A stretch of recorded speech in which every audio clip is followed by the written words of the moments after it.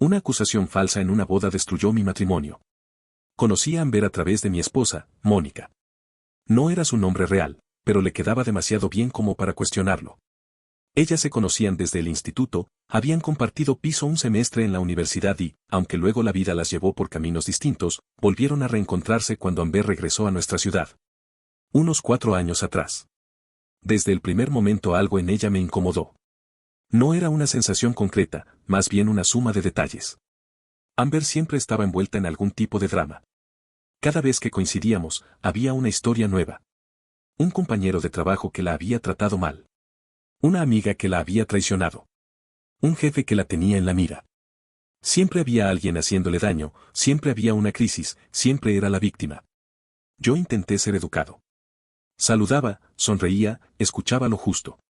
Pero evitaba involucrarme más de la cuenta. No me gustaba cómo exageraba las cosas ni cómo parecía necesitar atención constante. Algo no me cerraba, así que mantuve mis interacciones con ella al mínimo. En reuniones grupales me limitaba a lo básico. No buscaba conversación, no daba confianza.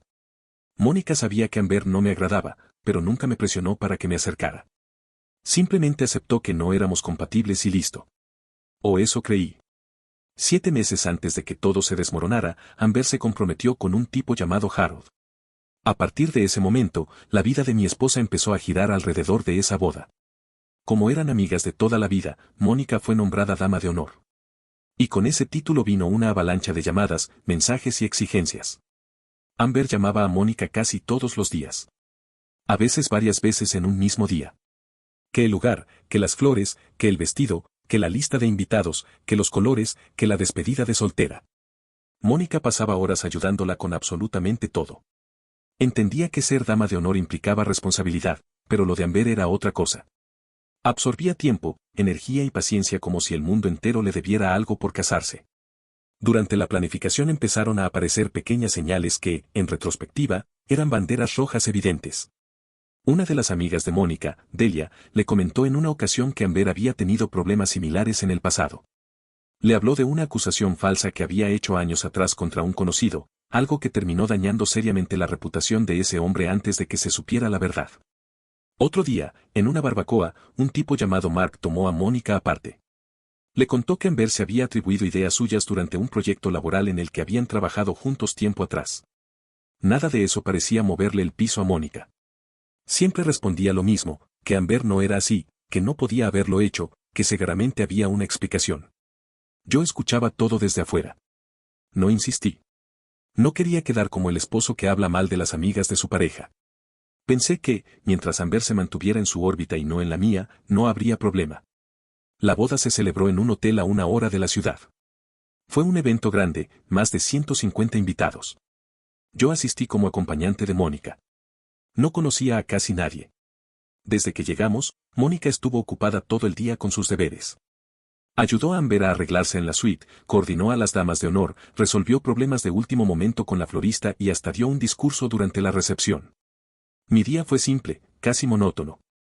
Llegué al hotel alrededor de las 2 de la tarde. Me senté en la ceremonia, que duró unos 30 minutos. Después hubo 1 hora de cóctel donde hablé con algunas personas que Mónica me presentó. Luego pasamos al salón principal. Nos sentaron en una mesa con otras 5 personas, entre ellas 2 damas de honor y sus parejas. Cenamos, escuchamos los discursos y luego empezó el baile. Bailé un par de canciones con Mónica y el resto del tiempo lo pasé sentado, conversando con los demás invitados. Vi a Amber exactamente 2 veces durante toda la recepción. La primera, cuando hizo su primer baile con Harold. Aplaudí como todos los demás. La segunda, cuando Mónica me jaló para una foto grupal con las damas de honor y sus parejas. Me quedé en la fila de atrás, rodeado de gente, mientras el fotógrafo tomaba varias fotos. Eso fue todo. No hablé a solas con Amber. No crucé palabras con ella. No hubo ningún momento fuera de la vista de otros. La recepción terminó cerca de la medianoche. Mónica y yo volvimos a casa y llegamos alrededor de la 1 de la mañana, agotados. Ella tenía que volver al hotel al día siguiente para ayudar a recoger algunas cosas, así que nos fuimos directo a dormir. Hasta ese punto, para mí, había sido solo una boda más. No tenía idea de que, unos días después, esa noche aparentemente insignificante iba a convertirse en el inicio del peor desastre de mi vida. Los primeros días después de la boda transcurrieron con una normalidad absoluta. El lunes, Mónica y yo volvimos al trabajo como siempre. Esa noche me habló de lo bien que había salido todo, de lo hermosa que se veía Amber con su vestido, de lo orgullosa que se sentía de haber cumplido bien su papel como dama de honor. Me mostró fotos que los invitados habían subido a redes sociales. En ninguna aparecía yo cerca de Amber. Ni siquiera en segundo plano. El martes fue igual. Cenamos juntos, vimos una serie y hablamos de cosas triviales. Si algo me llamó la atención fue que Mónica estaba más callada de lo habitual, pero no le di importancia. Pensé que simplemente estaba cansada después de semanas de estrés por la boda. El miércoles llegué a casa alrededor de las 6 de la tarde. El coche de Mónica estaba en la entrada, lo cual me sorprendió. Normalmente llegaba más tarde que yo. Entré y la encontré sentada en la mesa de la cocina, inmóvil, con la mirada perdida. Había pañuelos arrugados esparcidos frente a ella. Tenía los ojos hinchados y la cara pálida. Le pregunté qué había pasado. Me dijo que Amber la había llamado esa misma tarde. Al principio habló despacio, como si estuviera midiendo cada palabra. Luego empezó a llorar. Según ella, Amber le había confesado algo que llevaba días guardándose. Dijo que durante la recepción yo la había acorralado y le había hecho comentarios inapropiados sobre su cuerpo y su vestido de novia. Que había intentado tocarla. Que ella tuvo que apartarme. Aseguró que no quiso armar un escándalo el día de su boda, por eso se quedó callada. Pero que ahora se sentía obligada a decírselo a Mónica, porque no podía seguir ocultando algo así a su mejor amiga. Me quedé helado. Le dije, con total claridad, que eso no era cierto. Que no había pasado nada parecido. Que nunca estuve a solas con Amber en ningún momento de la boda. Le recordé exactamente dónde estuve durante toda la noche, sentado en nuestra mesa, bailando con ella, hablando con otros invitados. Le enumeré las únicas 2 veces en que siquiera vi a Amber ese día. Pero Mónica ya no estaba escuchando. Me dijo que Amber había estado llorando por teléfono, que sonaba destrozada, que se notaba que estaba afectada de verdad. Que no podía imaginarse a su amiga mintiendo sobre algo así. Lo dijo aún sabiendo, porque lo sabía, que había antecedentes que ponían en duda la credibilidad de Amber. Intenté mantener la calma. Le dije que no tenía que creerme a mí. Que bastaba con preguntarles a las personas que estuvieron sentadas con nosotros toda la noche. Que todos podían confirmar que estuve allí. Su respuesta fue que yo estaba tratando de hacer quedar a Amber como una mentirosa y que eso era típico de personas manipuladoras. Ahí entendí que la conversación no iba a ningún lado. Durante los días siguientes discutimos varias veces. Cada intento mío de explicar la cronología de la boda terminaba estrellándose contra una nueva versión que Amber le había contado. Sugerí contactar al fotógrafo y pedir todas las fotos y videos para revisar exactamente dónde estuve y en qué momentos. Mónica se negó. Dijo que el hecho de que algo no apareciera en cámara no significaba que no hubiera ocurrido. Según ella, probablemente había aprovechado un momento en que nadie miraba. Propuse llamar a las personas de nuestra mesa. Se enfadó. Dijo que estaba intentando juntar gente de mi lado y presionar para que Amber quedara mal. Todo lo que yo decía era reinterpretado como una estrategia, no como una defensa. 10 días después de la boda, por la noche, llamaron a la puerta. Abrí y había un policía en el porche. Preguntó por mí. Dijo que necesitaba hacerme unas preguntas sobre un incidente denunciado. Mónica apareció detrás de mí. El agente pidió si podíamos sentarnos dentro. Nos sentamos en la sala. Sacó una libreta y explicó que se había presentado un informe afirmando que yo había hecho avances no deseados hacia una mujer durante una boda. Aclaró que la denuncia la había interpuesto Mónica en nombre de Amber. Miré a Mónica. Evitó mi mirada. El agente me pidió que relatara mis actividades durante la boda. Volví a contar todo, paso a paso, con calma. Expliqué que nunca estuve a solas con Amber y que apenas interactué con ella. Anotó todo sin interrumpirme. Preguntó si había testigos. Le di los nombres de las personas que estaban sentadas en nuestra mesa. Dijo que daría seguimiento al informe. Antes de irse, me indicó que no contactara a Amber directamente. Cuando el policía se fue, le pregunté a Mónica por qué había presentado una denuncia policial sin hablar conmigo primero. Me respondió que Amber tenía miedo, que no se sentía capaz de hacerlo ella misma, y que como la ley lo permitía, ella había hecho la denuncia por su amiga. Dijo que lo hizo porque le creyó. Esa misma noche hizo una maleta. Anunció que se iría a casa de sus padres por un tiempo. Dijo que no podía quedarse conmigo. La vi irse sin decir nada más. Me quedé solo en una casa que, de golpe, ya no se sentía mía. A la mañana siguiente llamé a un abogado. No porque pensara que había hecho algo mal, sino precisamente porque no lo había hecho. La primera consulta me costó $300 y, aún así, fue la conversación más sobria que tuve en días. El abogado fue claro, tenía que tomar esto muy en serio. Las acusaciones falsas no desaparecen solas y pueden arruinarte la vida incluso cuando eres inocente. Me aconsejó reunir toda la evidencia posible. Fotos, videos, testigos, cualquier cosa que demostrara dónde estuve y con quién. Colgué y me quedé un rato sentado, mirando la pared, intentando procesar que estaba defendiendo mi nombre de algo que nunca ocurrió. Durante las 2 semanas siguientes casi no supe nada de Mónica. Me escribió mensajes breves sobre asuntos prácticos, facturas, correo, cosas así. Cada vez que intenté hablar de lo que había pasado, cambiaba de tema o directamente no respondía. Empecé a moverme por mi cuenta. Primero contacté a Delia. Le conté todo. No se sorprendió. Luego hablé con el hombre al que Amber había acusado años atrás. Me dijo que, si hacía falta, estaba dispuesto a dar una declaración. Me recordó lo que había sido pasar por algo así sin apoyo.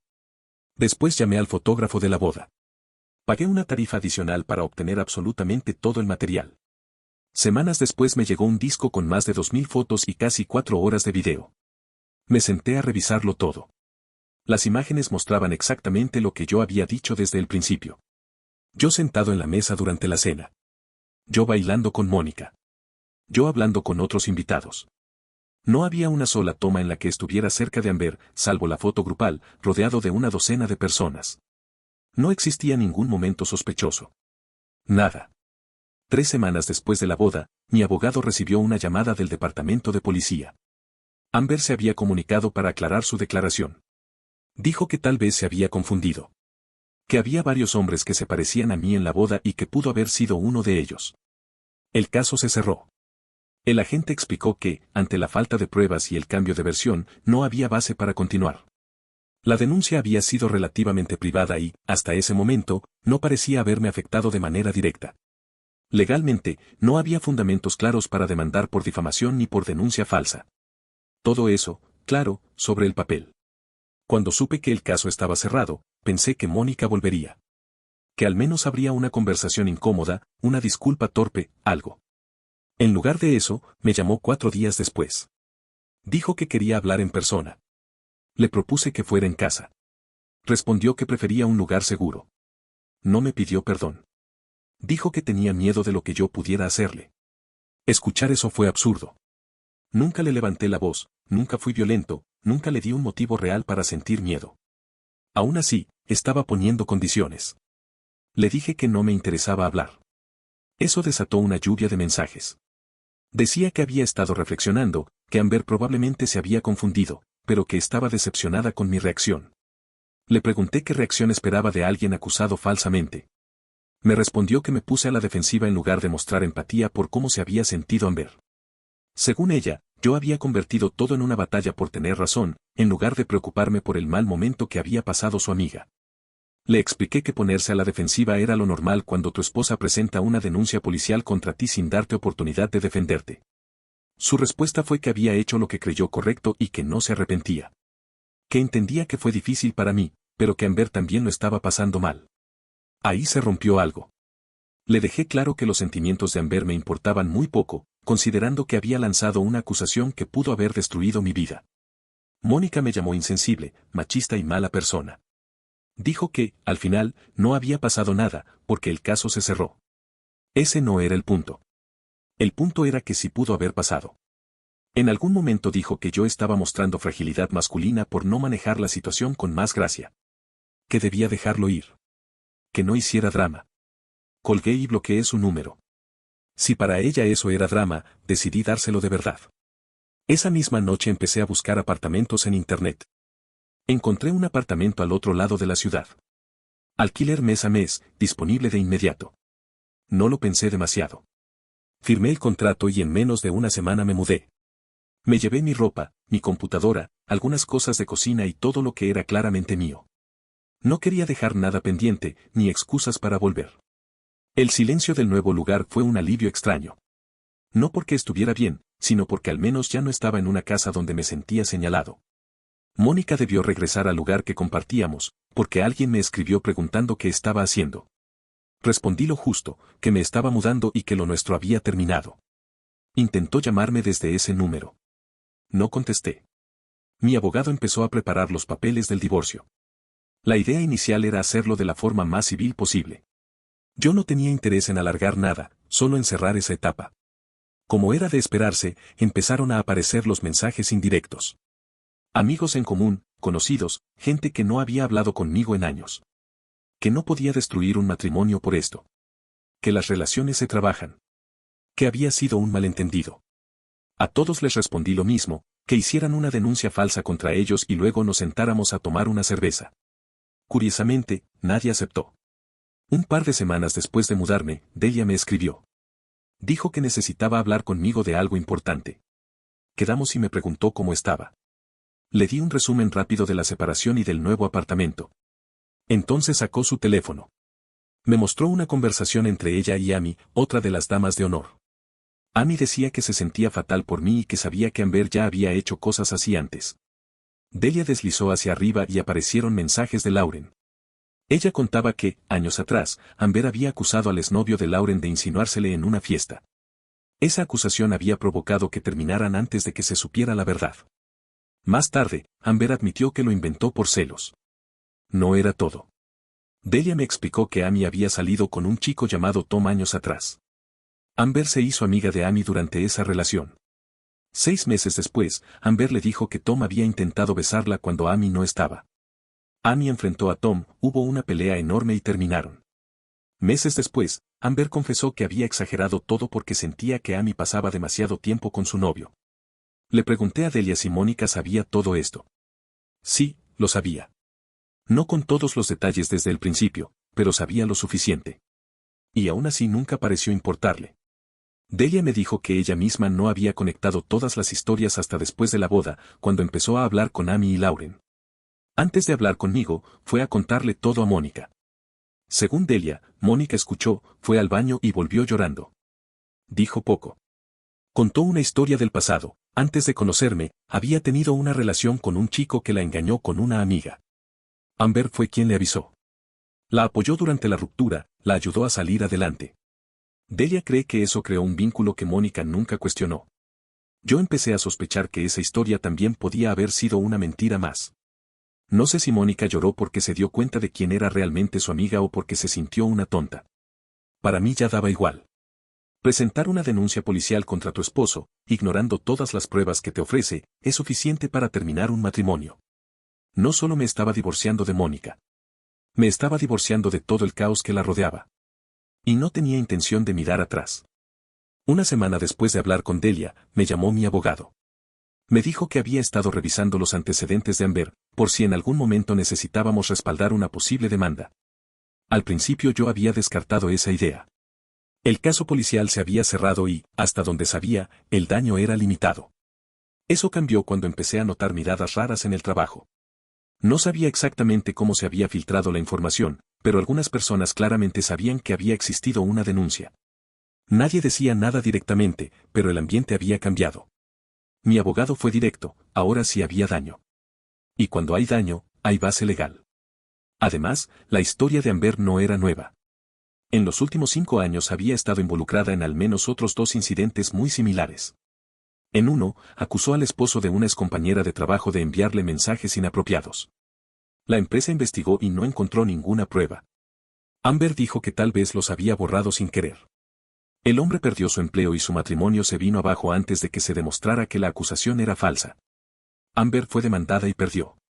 En el otro caso, acusó a un hombre de hacerle avances no deseados en una fiesta. Su novia terminó con él de inmediato. Meses después, Amber dijo que estaba borracha y confundida. También perdió esa demanda. Con ese historial, mi abogado me recomendó avanzar. Presentamos la demanda. 2 días después, los padres de Mónica volvieron a contactarme. Esta vez fue su padre. Dijo que Mónica estaba pasando por un momento muy difícil y que quería hablar conmigo. Le dije que no tenía nada que hablar, pero Mónica tomó el teléfono. Me dijo que Delia le había contado todo. Que ella misma había hablado con Amy y Lauren. Que no podía creer lo ciega que había sido. Luego me contó algo que terminó de cerrar el círculo. Amber se había presentado en su oficina días antes. Entró exigiendo verla. La recepcionista llamó a Mónica y bajó al vestíbulo. Amber estaba fuera de sí. La acusó de traicionarla, de escuchar mentiras, de dejarse manipular por mí.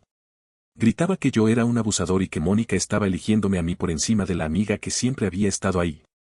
Seguridad tuvo que sacarla del edificio. Después de eso, Amber le envió decenas de mensajes. Algunos suplicando que no la abandonara. Otros llenos de reproches y acusaciones. Mónica dijo que ahí entendió que su amiga era una persona tóxica. Admitió que había destruido mi confianza y que no esperaba que la perdonara. Dijo que por fin comprendía por qué me había ido. Cuando terminó de hablar, colgué. No porque no entendiera lo que decía, sino porque llegaba demasiado tarde. No debería haber necesitado tantas pruebas para creerme. Eligió a su amiga, aun sabiendo que había motivos para dudar. Las disculpas, en ese punto, no cambiaban nada. Poco después supe que el matrimonio de Amber también se estaba desmoronando. Harold se puso en contacto conmigo. Estaba tramitando una anulación. Había revisado el teléfono y algunas cosas personales de Amber. Encontró mensajes donde hablaba de dar lecciones a hombres que no le prestaban atención o que la hacían sentir juzgada. Había mensajes sobre mí. Decía que acusarme crearía una grieta entre Mónica y yo, y que Mónica la necesitaría más que nunca. Todo estaba calculado. No podía confiar en mi esposa para que no me denunciara sin pruebas. Tampoco podía confiar en su criterio para rodearse de gente así. El divorcio ya no era una opción emocional. Era una necesidad. Y todavía no había llegado lo peor. Después de presentar la demanda, todo se volvió más oscuro y más claro al mismo tiempo. Oscuro por lo que empezó a salir a la luz. Claro porque, por fin, todo encajaba. Poco después de que Amber fuera notificada, los padres de Mónica volvieron a llamarme. Esta vez no pedían reconciliación. Mónica estaba con ellos y tomó el teléfono. Gritó. Dijo que Amber tenía razón, que no se podía confiar en mí, que yo estaba exagerando todo.